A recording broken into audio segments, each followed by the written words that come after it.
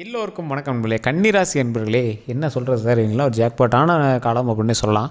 கடந்த 2 வருடங்களாக நீங்கள் பட்ட கஷ்டத்துக்கும், மருத்துவத்தினால நீங்கள் ஹாஸ்பிட்டல் 5-6 நாள் கிடந்ததுக்கும், நீங்கள் மன கஷ்டத்தை விட உடல் கஷ்டம் அதிகமாக பட்டு அதனால் மன வருத்தம் ஆகி தூங்காமல் பல நாட்களை கழிச்சதுக்கும், ஒரு 2-3 மாதங்களுக்கு முன்னாடிலாம் நீங்கள் இப்போ அப்படியே எப்படிடா உயிர் பிழைப்போம் அப்படிங்கிற ரேஞ்செலாம் தாண்டி வந்ததுனால இனி வரக்கூடிய காலங்கள் கடவுள் பொற்காலமாக கொடுக்குறாரு. அந்த விஷயத்தை பற்றி தான் நம்ம இந்த வீடியோவில் பார்க்க போகிறோம். நிறைய பேர் இந்த கன்னிராசியில் பல கஷ்டங்களை அனுபவிச்சிங்க அப்படின்னு 2024 நிறைய கமெண்ட்ஸ் நிறைய வீடியோவில் சொல்லியிருப்பீங்க. அவங்களாம் இனிமேல் எப்படி இருக்க போகுதுன்னு நம்ம பார்க்க போகிறோம். நிறைய பேர் தனிப்படையான ஜோதிடம் பார்க்கணும் அப்படின்னு ஆசைப்படுவீங்க. கீழே ஒரு டிஸ்கிரிப்ஷனில் ஒரு நம்பர் கொடுத்துருக்கேன். பிரபல ஜோதிடனுடைய நம்பர். நிறைய அரசியல் பிரமுகர்களுக்கும் நிறைய தமிழ் நடிகர்களுக்கு மட்டும் இல்லாமல் 3 லாங்குவேஜில் இருக்கக்கூடிய நடிகர்களுக்கும் இவர் ஜோதிடம் பார்க்குறாரு. அவரோட நம்பர் கீழே டிஸ்கிரிப்ஷனில் கொடுத்துருக்கேன். ஜஸ்ட் நீங்கள் ஃபோன் கால் மூலமாகவே நீங்கள் அது எல்லாமே சரி பண்ணி பேசிக்கலாம். ஆஃபீஸும் ஒரு 2-3 பிரான்ச் இருக்குது. அவர் 200க்கும் மேற்பட்ட ஜோதிடர்களுக்கு ஆசான். அவர் குரு மாதிரி. ஸோ அதனால் அவர்கிட்ட நீங்கள் உங்களோட பிரச்சனைகளை சால்வ் பண்ணிக்கணும் அப்படின்னா நீங்கள் ஜஸ்ட் கால் பண்ணி கேட்டு தெரிஞ்சுக்கோங்க. சரி சார், இந்த கன்னிராசியை பற்றி இப்போ நம்ம தெரிஞ்சுக்கலாம். கன்னிராசியில் பிறந்தவர்கள் அதிகமாக இப்படி இருப்பாங்க, அப்படி இருப்பாங்க, ப்ளே பாயாக இருப்பாங்க, இந்த மாதிரி நிறையா ஆண்கள்கிட்ட பேசுவாங்க, பெண்கள்கிட்ட பேசுவாங்க. இதெல்லாம் எதுவுமே கிடையாதுங்க. கன்னிராசி அப்படி ஒரு ஆளே கிடையாது. கன்னிராசி லவ் செட் ஆகுறதுங்கிறதே ஒரு பெரிய கேள்விக்குறி மாதிரி தான் இருக்கும். ஆனால் பேசுகிறது எல்லாத்துட்டும் பேசுவாங்க.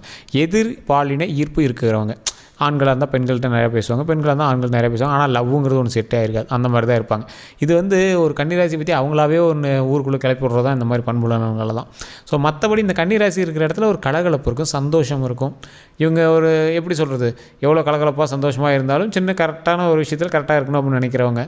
தொழில் ரீதியான விஷயத்திலையோ லைஃபுக்கோ இது இப்படி தான் இருக்கணும், சரியாக இருக்கணும் அப்படின்னு நினைக்கிறவங்க. இதுதான் இந்த கன்னிராசியை பொறுத்த வரைக்கும் ஒரு முக்கியமான விஷயம் அப்படின்னு சொல்லலாம். இந்த கன்னிராசி கடந்த சில வருடங்கள்லாம் ஒரு 5-6 வருடங்களாக பார்த்திங்கன்னா அவங்க லைஃப்பில் என்னடா இவ்வளோ கஷ்டப்பட்டோம் அப்படிங்கிற மாதிரி யோசிச்சுட்டு இருந்திருப்பாங்க. ஒரு குறிப்பிட்ட காலகட்டத்தில் ஒரு எக்ஸாம்பிளுக்கே சொல்கிறேனே, ஒரு கல்யாணத்துக்காக கஷ்டப்பட்டவங்க அதுக்கப்புறம் குழந்தைக்காக கஷ்டப்பட்டுருப்பாங்க. இந்த மாதிரி நிறைய விஷயங்கள்லாம் இவங்க தாண்டி வந்துருப்பாங்க. உடல் ரீதியான விஷயங்களில் சென்ற வருடங்கள் 2003-2004 காலகட்டங்களில் பட்டாத பாடுபட்டாங்க. 2023லாம் ஒரு மிகப்பெரிய எங்களுக்கு ஒரு இன்னலான ஒரு நாட்களெல்லாம் இருந்திருக்கும். அது அப்படி இருக்கும்போது 2024 ஒரு சின்ன ஒரு கண் திறந்த மாதிரி ஒரு சந்தோஷம் கிடைச்ச மாதிரி இருந்திருக்கும். 2024 ஒரு கரெக்டாக பார்த்திங்கன்னா 2024 ஒரு அக்டோபர் நவம்பர்லாம் டைம்லாம் பார்த்திங்கன்னா கண்டிப்பாக நீங்கள் ஒரு மருத்துவ ரீதியான விஷயங்களில் இருந்திருப்பீங்க. அந்த மருத்துவ ரீதியான விஷயங்கள் எப்படி இருக்குது அப்படின்னா, நீங்கள் ஜனவரியிலேருந்தே 2024 டிசம்பருக்குள்ளேயே பார்த்திங்கன்னா நீங்கள் ஒரு மருத்துவ ரீதியான விஷயங்கள் ஒரு 4-5 நாள் ஹாஸ்பிட்டலில் இருந்திருப்பீங்க.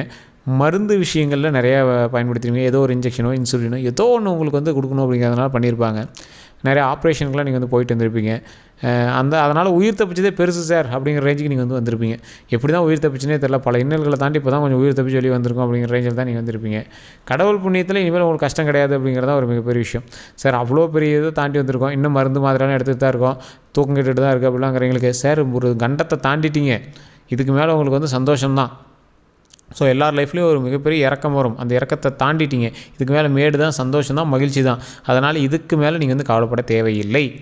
இனிமேல் நீங்கள் என்ன பண்ணணும் அப்படின்னா, உங்களுக்கு மகிழ்ச்சியான ஒரு தருணம் உருவாயிருக்கும். உடனே குழந்தை இல்லாமல் இருந்தால் குழந்தை பிறந்திருக்கும், கல்யாணம் ஆகாதவங்களுக்கு கல்யாணம் ஆகிருக்கும், உடல் ரீதியான பெரிய விஷயமா இருந்தவங்களுக்குலாம் அந்த பிரச்சனையை சால்வ் பண்ணி கொடுத்துருப்பாங்க, ஆப்ரேட் பண்ணியிருப்பாங்க, அந்த பிரச்சனையை சரி பண்ணி விட்ருப்பாங்க. மருத்துவத்துக்கு நீங்கள் பல லட்ச ரூபா பல விஷயம் செலவு பண்ணியிருப்பீங்க. அதன் மூலமாக ஒரு சந்தோஷம் கிடச்சிருக்கும். அப்பாடா அப்படின்னு உங்கள் ஃபேமிலி சந்தோஷப்பட்டுருக்கும், நீங்களும் சந்தோஷப்பட்டு வெளியே வந்திருப்பீங்க. ஏதோ ஒன்று அப்படியே காப்பாற்றிட்டாங்கப்பா அப்படிங்கிற ரேஞ்சில் தான் நீங்கள் வெளியே வந்திருப்பீங்க. அந்த மாதிரி ஒரு தருணத்தில் தான் கடவுள் உங்களை காப்பாற்றி கொண்டு வந்திருப்பார். இனி வரக்கூடிய காலங்கள் சந்தோஷமாகவும் மகிழ்ச்சியாகவும் மனம் பொங்கும் ஒரு நல்ல விஷயங்களாகவும் இனிமேல் கடவுள் கொடுக்க போகிறார் அப்படிங்கிறத ஒரு நிதர்சனமான உண்மை. அது மட்டும் இல்லாமல் வாழ்நாட்களில் நீங்கள் பல கஷ்டங்களை பட்டவங்க. கன்னிராசியை பொறுத்த வரைக்கும் பல கஷ்டங்கள் பட்டிருப்பாங்க. நீங்கள் என்ன தான் ஜோசியரை பார்த்து என்ன தான் கேட்டிருந்தாலும் ஒரு மன நிம்மதியாக தான் இருந்திருக்குமே தவிர பல கஷ்டங்கள் பட்டிருப்பாங்க.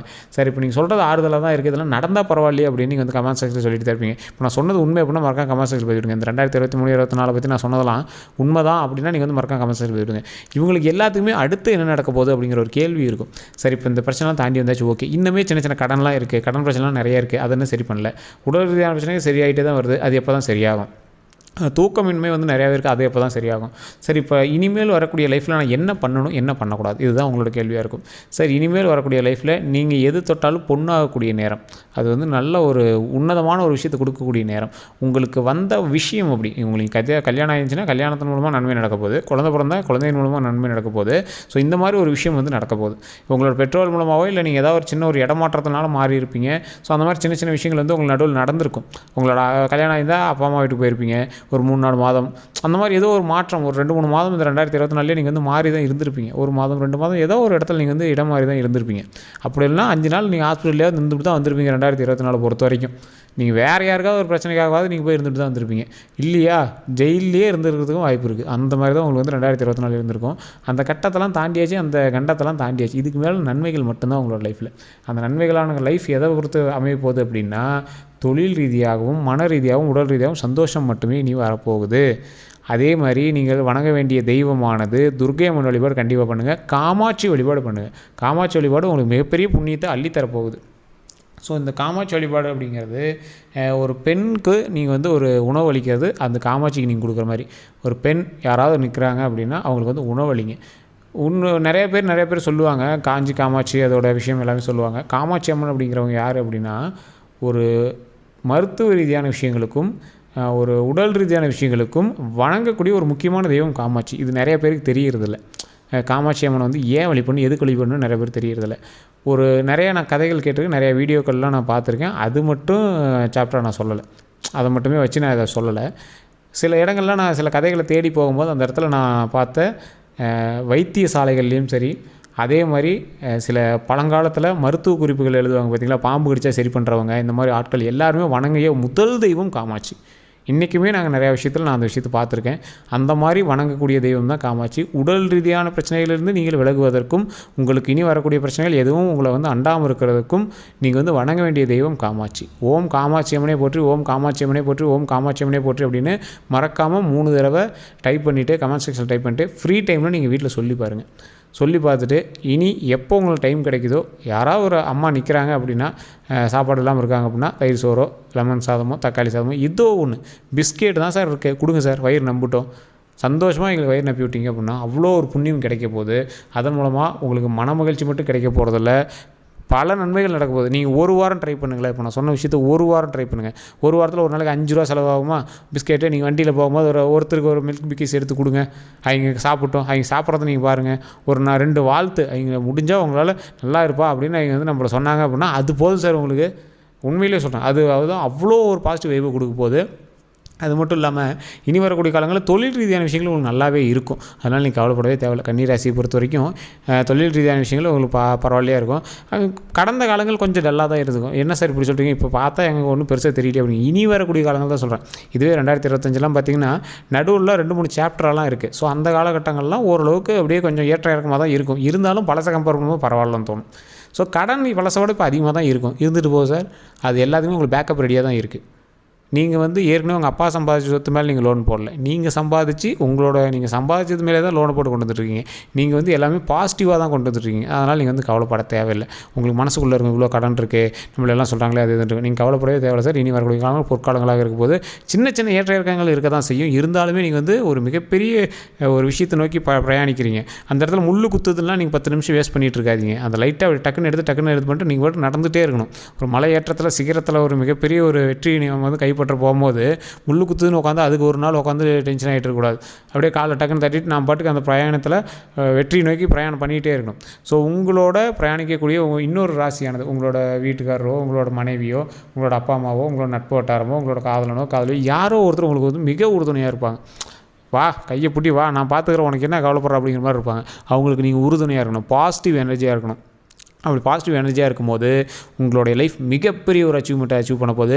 குழந்தையாக இருக்கலாம், யாரோ ஒருத்தர் நீங்கள் வந்து உங்களை முன்னோக்கி கொண்டு போகிற ஒரு ஆளை நீங்கள் கையை இறுக்கி பிடிச்சி அவன் மேலே ஏறும் போது அவனுக்கு ஃப்ரீயாக அப்படியே அவனையும் சேர்த்து மேலே ஏற்றி விடுங்க. நீங்கள் உங்களால் பணத்தின் மூலமாக நீங்கள் வந்து ஹெல்ப் பண்ண முடியல அப்படின்னாலும் உங்களுடைய வார்த்தையின் மூலமாக ஹெல்ப் பண்ணுங்கள். இப்போ அவன் வந்து உங்களை மேலே ஏற்றுறான் அப்படின்னா இறுக்கி கையை பிடிச்சிட்டு நீங்கள் வந்து இழுக்காதீங்க, அவன் கூட இறுக்கி பிடிச்சிக்கோங்க, அவனோட சேர்ந்து நீங்களும் மேலே வாங்க. அவன் மேலே ஏறானா அவன் கூட நீங்களும் சேர்ந்து அவனை பிடிச்சி மேலே ஏற்றிட்டே வாங்க. ஒரு மலை ஏறான் அப்படின்னா அவனோட பிடிச்சி அவனுக்கு பூஸ்டப்பாக வா ஏறலான்னு அவனை பிடிச்சி அப்படியே நீங்களும் இழுத்துட்டு வாங்க மேலே. ஸோ இதன் மூலமாக ஒரு மிகப்பெரிய நன்மை நடக்க போகுது சார். இது நீங்கள் வேணால் எழுதி வச்சுக்கோங்க. அந்தளவுக்கு அவ்வளோ அருமையான நன்மை இந்த கன்னிராசியின் மூலமாக அவங்களோட வீட்டில் இருக்கிறவங்களுக்கு நடக்கும். ஸோ அதனால் எந்த ஒரு விஷயம் செஞ்சாலும் ஒரு கவனமாக பண்ணுங்கள். லக் அடிக்க போதுரா அப்படின்னு நீங்கள் போய்ட்டு அவசரமாக இது பண்ண வேண்டாம். அது தசாபுத்தியை பொறுத்து, தனிப்படைய ஜாதகமாக பொறுத்து நிறைய விஷயங்கள் வந்து கொஞ்சம் வேறுபாடுகள் இருக்கிறதுக்கான வாய்ப்புகளும் இருக்கும். நிறைய வேறுபாடுலாம் இருக்காது, சின்ன சின்ன விஷயமாக தான் இருக்கும். ஆனால் நன்மைகள் கண்டிப்பாக நடக்கும் அப்படிங்கிறது உண்மை. அதனால் தனிப்பட்ட ஜாதகத்தையும் ஒரு டைம் பார்த்துக்கோங்க. மற்றபடி நீங்கள் வந்து கவலைப்படணும் அப்படிங்கிற அவசியம் கிடையாது. நன்மைகள் மட்டுமே நடக்கக்கூடிய ஒரு புனிதமான நேரமாக தான் இந்த நேரம் இருக்குது. இந்த விஷயங்கள் நான் சொன்னது உண்மை அப்படின்னா மறக்காம கமெண்ட் செக்ஷனில் பதிவிடுங்க. இந்த வீடியோ பிடிச்சிருந்தது அப்படின்னா மறக்காமல் உங்களோட நண்பர்களுக்கு பகிருங்க. நம்ம சேனலில் தான் நீங்கள் சப்ஸ்கிரைப் பண்ணாமல் இருந்தால் சப்ஸ்கிரைப் பண்ணிக்கோங்க. பக்கத்தில் பெல் பட்டன் ப்ரெஸ் பண்ணி அதில் ஆல் அப்படின்னு கிளிக் பண்ணிக்கோங்க. ஃபேஸ்புக்கில் தான் இந்த வீடியோ பார்த்துருக்கீங்க அப்படின்னா கண்டிப்பாக ஃபேஸ்புக்கில் ஃபாலோ பண்ணிக்கோங்க. உங்களோட நண்பர்களுக்கு குரூப் மூலமாகவோ வாட்ஸ்அப் மூலமாகவோ கண்டிப்பாக இந்த வீடியோவை ஷேர் பண்ணிக்கோங்க. உங்களோட கருத்துக்கள் எதுவாக இருந்தாலும் கமெண்ட் பண்ணுங்கள். நான் சொன்னதெல்லாம் உண்மை அப்படின்னா உண்மை அப்படின்னு மறக்காமல் கமெண்ட் பண்ணுங்கள். எல்லோருக்கும் நன்றி நண்பர்களே.